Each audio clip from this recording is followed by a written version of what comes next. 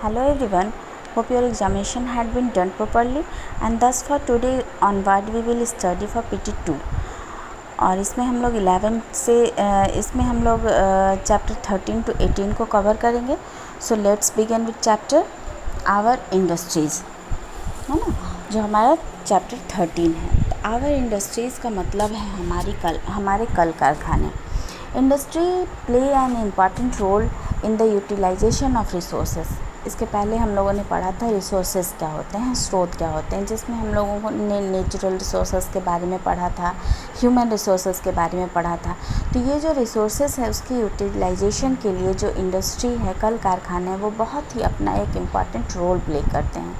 They transfer the resources into more valuable goods. और ये resources को ये बहुत ही वैल्यूएबल गुड्स यानी बहुत वैल्यूएबल सामान के रूप में बना देते हैं. Industry contribute to the economic development, progress and prosperity of the country. कोई भी इंडस्ट्री है जो हमारे कंट्री को प्रोग्रेस कराने में, उसको प्रॉस्पेरिटी को दिलवाने में बहुत इम्पॉर्टेंट रोल को प्ले करता है इसके डेवलपमेंट में, है ना. तो हम लोग सबसे पहले जानेंगे कि India is a developing country. Bharat हमारा एक डेवलपिंग कंट्री है. We are making a steady progress in industrial sector. और बहुत ही धीरे धीरे हम लोग बहुत ज़्यादा प्रोग्रेस हो रहे हैं इंडस्ट्रियल सेक्टर की तरफ, है ना. इंडस्ट्रियल सेक्टर क्या है? तो industrial sector refer to the production of things in factories. यानी कि इस सेक्टर में जो प्रोडक्शन है वो फैक्ट्री के द्वारा बनाया जाता है ना. Production in which in when we change raw material into finished good and consumption. इसमें अब हम जानेंगे कि प्रोडक्शन क्या है. तो प्रोडक्शन में जो है रॉ मटेरियल्स का यूज़ किया जाता है. रॉ मटेरियल को गुड्स बनाकर फिनिश किया जाता है ना, उसका कंजप्शन किया जाता है. In our home, we have various appliances like the television, telephone, refrigerator, air condition, fan, gas stove वगैरह वगैरह हम अपने घर में देखते हैं. ये हमारी लाइफ को बहुत ज़्यादा कंफर्टेबल बनाते हैं. अगर हम अलग से देखें, beside this we also use auto rickshaw, train, buses, aeroplane वगैरह जो हम ट्रैवल के लिए इस्तेमाल करते हैं. तो ये सारी चीज़ कहाँ बनते हैं? ये सारी चीज़ इंडस्ट्रियल प्रोडक्ट हैं, है ना. और ये सारी चीज़ फैक्ट्री में बनाए जाते हैं. तो अब हम लोग चलते हैं हमारे टॉपिक के तरफ, जो है डिफरेंट इंडस्ट्रीज़. डिफरेंट इंडस्ट्रीज़ यानी कि तरह तरह के इंडस्ट्रीज़ के बारे में हम लोग यहाँ पे पढ़ेंगे. तो इंडस्ट्री जो बेस्ड होता है वो रॉ मटेरियल पर बेस्ड होता है. तो रॉ मटेरियल क्या होता है? ये बैकबोन होता है किसी भी इंडस्ट्री के लिए. रॉ मटेरियल यानी कि कच्चा माल जो किसी भी इंडस्ट्री का बैकबोन होता है ना. Different kinds of raw materials are used for making different product. और तरह तरह के रॉ मटेरियल का इस्तेमाल जो होता है वो डिफरेंट प्रोडक्ट को बनाने के लिए होता है. इसमें दो तरह के इंडस्ट्रीज़ पाए जाते हैं. सबसे पहला एग्रो बेस्ड इंडस्ट्री और दूसरा है मिनरल बेस्ड इंडस्ट्री. तो एग्रो बेस्ड इंडस्ट्री क्या है? तो इस टॉपिक को हम लोग देखेंगे. तो agriculture industry go hand in hand.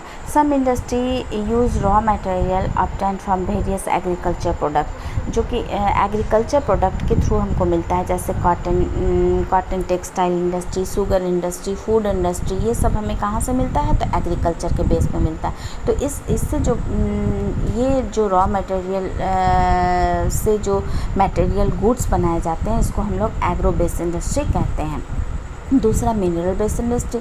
This industry used raw materials obtain from various minerals product, है ना. ये भी तरह तरह के मिनरल्स प्रोडक्ट्स बनाए जाते हैं, जैसे आयरन एंड स्टील इंडस्ट्री, है ना, ऑयल रिफाइनरी इंडस्ट्रीज़. ये सब इंडस्ट्रीज़ में मेनली आते हैं. तो इंडस्ट्रीज़ बेस्ड ऑन साइज़. अब हमारा नेक्स्ट टॉपिक है कि ये इंडस्ट्रीज़ किस तरह से साइज़ पर डिपेंड करता है. On the basis of size, number of workers and the amount of capital used industry are इसमें हम लोग इन इंडस्ट्रीज़ के बारे में देखेंगे. तो जो कि बेस्ड ऑन साइज़ पर डिपेंड करता है. तो सबसे पहले इसमें हम देखेंगे कॉटेज इंडस्ट्री के बारे में।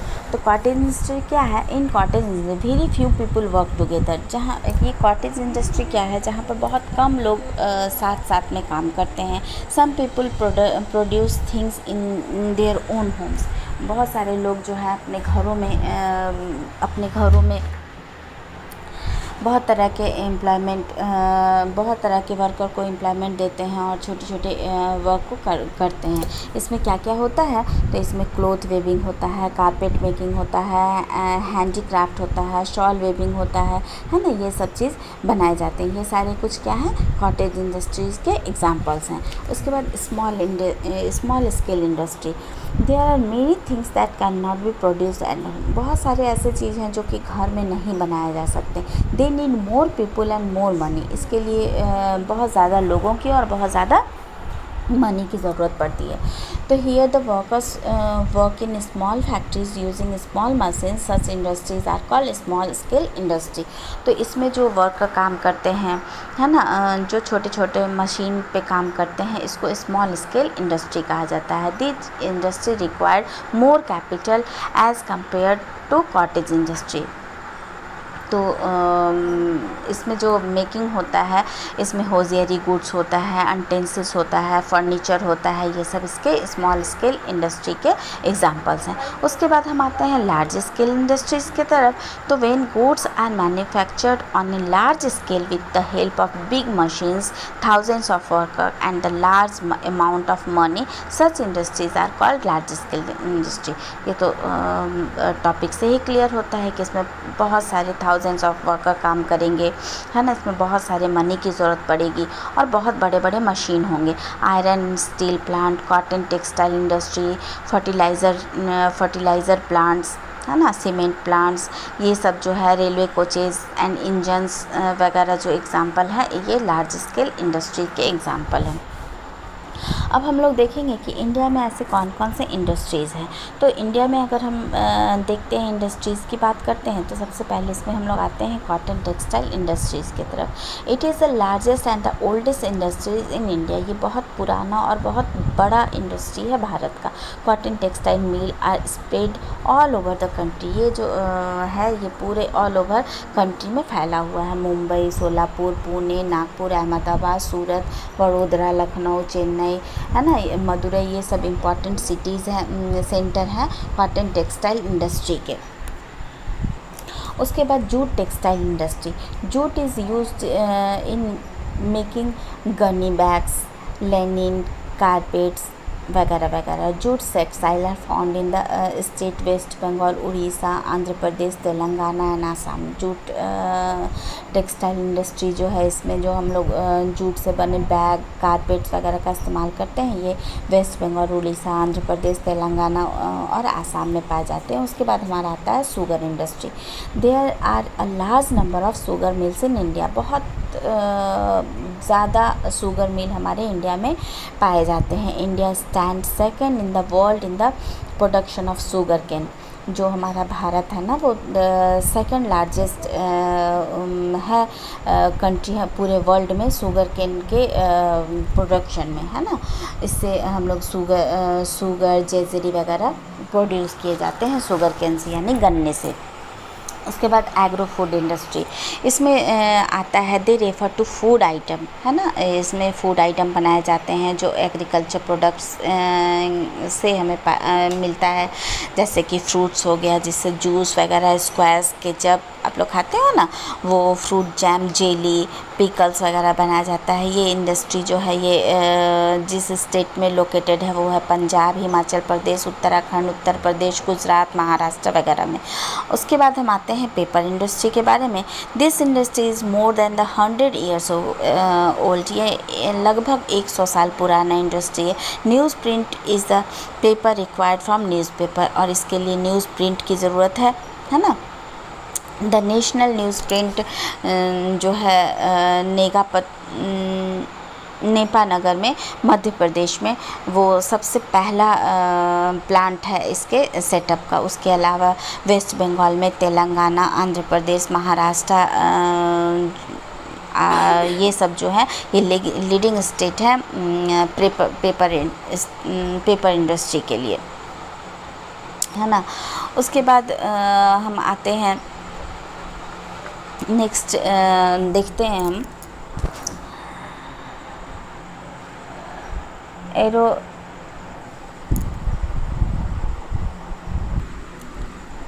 नेक्स्ट हम देखते हैं एरोनॉटिकल इंडस्ट्री के बारे में। इंडिया मैन्युफैक्चर एरोक्राफ्ट लाइक HAL, तेजस, HAL, किरण, है ना, ये सब। तो जहाँ पर एयर क्राफ्ट का निर्माण किया जाता है उसको हम लोग एरोनॉटिकल इंडस्ट्री बोलते हैं। ये एक इम्पॉर्टेंट सेंटर है ना जी। जो इसका इम्पॉर्टेंट सेंटर है इस इंडस्ट्री का वो है बेंगलुरु, कानपुर, नासिक, हैदराबाद वगैरह, जहाँ पर एयरक्राफ्ट के पार्ट्स वगैरह मैन्युफैक्चर किए जाते हैं। उसके बाद नेक्स्ट हमारा आता है ऑटोमोबाइल इंडस्ट्री।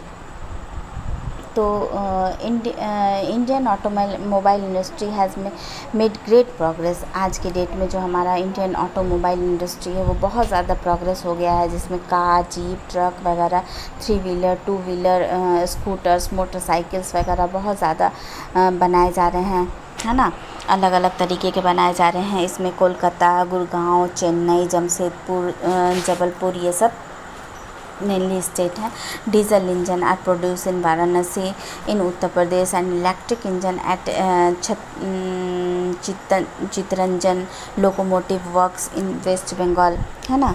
उसके बाद रेलवे कोचेज़ भी इसमें मैन्युफैक्चर किए जाते हैं, जो कि है Perambur near Chennai. A new rail coach factory has been set up in Kapurthala in Punjab. अभी पंजाब में न्यू फैक्ट्री को बनाया गया है, जिसमें रेलवे कोच वगैरह बनाया जाता है। Ship are build in Visakhapatnam, Kochi, Kolkata, Goa and Mumbai, है ना।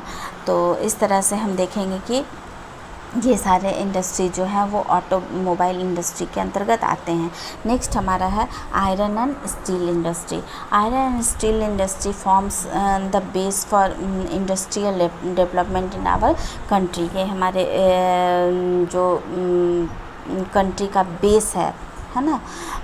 Steel is used as a basic material in the making of metal products, electric appliances and transport equipment. तो major iron steel plant are located in Jamshedpur, Bhilai, Bokaro, उसके बाद दुर्गापुर, राउरकेला और सेलम, है ना। इन जगहों में ये स्टील के कंपनी मुख्यतः बेस्ड हैं। उसके बाद हम आते हैं सीमेंट इंडस्ट्री के तरफ में। तो cement used with limestone as its raw material. Cement जो है वो लाइमस्टोन से बनाया जाता है, यानी कि इसका रॉ मटेरियल क्या है तो लाइमस्टोन है। India is A cute rich in limestone, और हमारा भारत जो है वो बहुत ज़्यादा रिच है लाइमस्टोन के लिए। There are more than 100 cement factory in our country, और लगभग 100 सीमेंट फैक्ट्री हमारे यहाँ पर हमारे भारत में है। और लगभग ये 53 million tons of cement every year को प्रोड्यूस करते हैं, है ना। इसमें झांसी और कानपुर जैसा जगह स्टेट मेनली आता है। उसके बाद है electronic equipment industry. Electronic equipment का मतलब है जो कि इलेक्ट्रॉनिक गुड्स से रिलेटेड है ना। तो ये जो है ये आज के डेट में बहुत ज़्यादा प्रोग्रेस हो रहा है। इलेक्ट्रॉनिक आइटम्स जो है वो radio, television, telephones, calculator, computers, ये सब बहुत अधिक मात्रा में हमारे भारत में बनाए जाते हैं, और इसमें मेनली मुंबई, पुणे, बेंगलुरु, हैदराबाद और दिल्ली आता है। अदर इंडस्ट्री को अगर हम देखेंगे तो इसमें केमिकल और petrochemical, fertiliser, machine, tools, drugs, glass वगैरह के कंपनी आते हैं, जो कि हमारे देश में वेरियस पार्ट में हैं।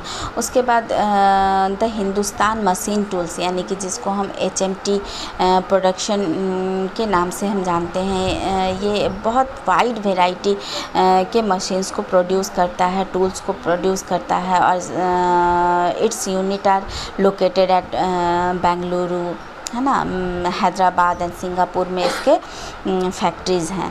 उसके बाद भारत हेवी इलेक्ट्रिक जो है BHEL लिमिटेड, ये हैं हेवी इलेक्ट्रिक गुड्स के लिए यहाँ पर हैं, ये है।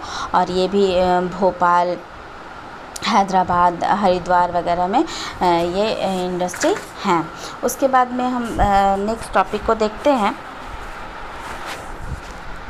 तो ये है कि हाजार्ड्स ऑफ इंडस्ट्रियलाइजेशन, क्या इसके नुकसान हैं। इंडस्ट्रियलाइजेशन से तो हमारे देश का बहुत विकास, आपने सोचा होगा कि मैम ने कहा कि हमारे देश का बहुत ज़्यादा विकास हो रहा है, लेकिन जहाँ हमारे देश का विकास हो रहा है इस इंडस्ट्रियलाइजेशन से, वहीं हम इससे बहुत ज़्यादा नुकसान भी है। अब ये नुकसान किस मामले में है, तो ये क्या है ना कि ये काउजिंग है, एक सीरियस प्रॉब्लम है हमारे पॉल्यूशन का, है ना।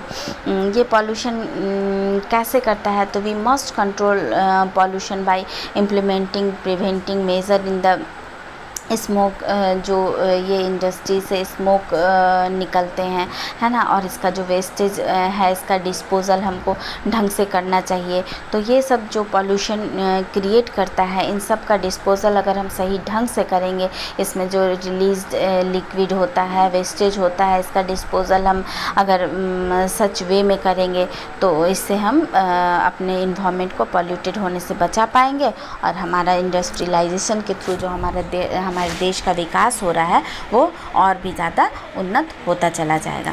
तो इस तरह से हमने इस चैप्टर को कवर किया है, और आई होप कि ये चैप्टर आपको समझ में आया होगा। तो इस वीडियो लेक्चर को अच्छे से सुनिएगा और अच्छे से पढ़िएगा। तो stay safe, take care and thank you.